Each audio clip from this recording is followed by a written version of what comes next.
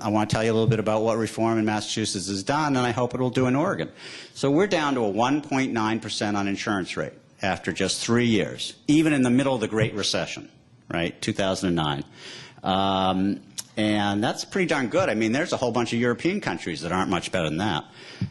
We've got this new mandate thing, right? You may have heard of it. I guess the Supreme Court's going to hear something about it. And it's enforced by a new tax penalty, a new tax program. We've got 98.6% compliance. So 98.6% of the 3.9 million Massachusetts tax filers. We're a very compliant group. In general, we eat broccoli and we vote left. 98.6%, you know, get their new health care 1099, that's what it's called, from their insurer, and they submit it appropriately with their tax filings, and, you know, they have a good reason why they need to be exempted or they have insurance or whatever, but they comply with the system. Voters, the people like it, you know. Now, you know, we do run the full gamut from far left to dead center in Massachusetts. So maybe that's not a surprise. But I hear there's some transplants from Massachusetts to Oregon, and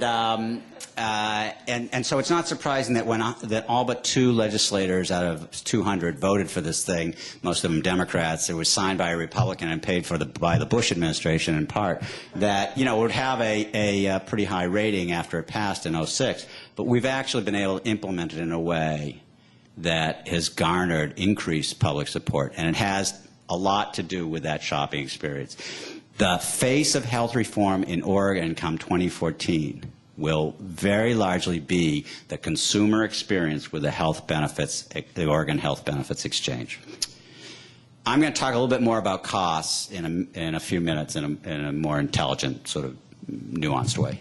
But, you know, it's really not the numbers, it's about the people. So I'm going to tell you some Hollywood stories. You know, Jacqueline, obviously very presentable, was a school teacher in Massachusetts in Norwood, for those of you who can remember when your great-great-grandparents left the East Coast to come out here.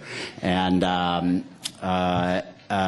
Jacqueline, you know, had good insurance as a public employee, and then she went to work in a small family restaurant where typically there's no insurance. And then she had a lump in her breast, and she didn't go to get it checked out because she didn't have coverage. And then Commonwealth Care came along, and she got subsidized coverage because she wasn't making over 300% of federal poverty level, which I'm sure you all know what that number is for an individual. And it's about $32,000 a year.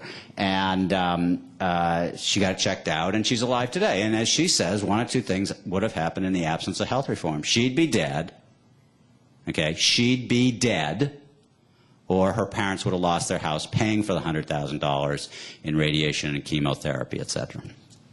So now let me step back and talk about some lessons from Massachusetts.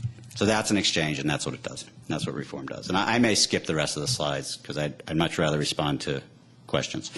But I do want to talk about, seriously, about what we've done with the exchange. So it's partly reform, but it's mainly the exchange itself in Massachusetts. And the first question I posed for you is, how did the connector, that's what we call our exchange, because the left-leaning legislature didn't like, you know, Romney proposed exchange, you know, it's like an exchange, it's like a market. Well, duh, not in Massachusetts. It's a connector.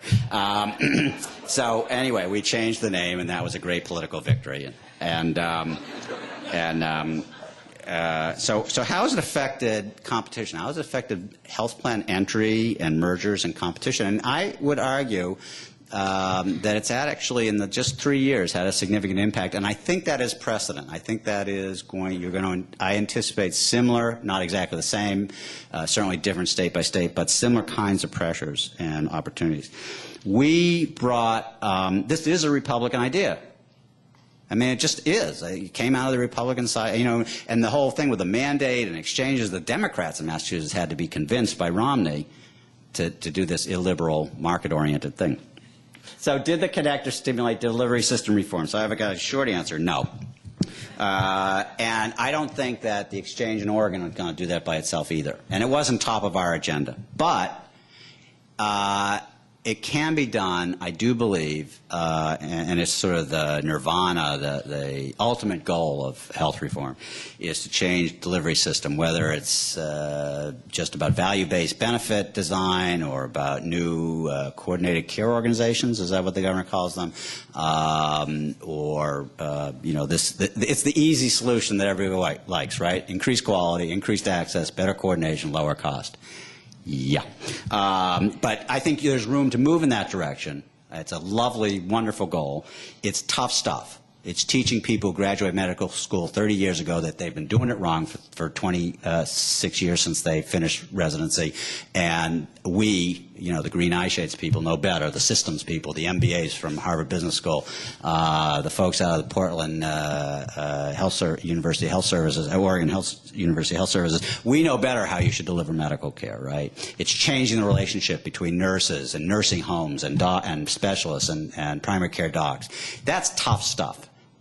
And I believe that government, which changes governors every 4 years and direction and things like that, by itself cannot do it. But in alignment with other purchasers, and particularly I was talking to Barbara Prow earlier from the Oregon Purchasers Association, particularly if it's pushed to promote an agenda of systems reform and value-based purchasing by the private sector in alliance, that's sustainable.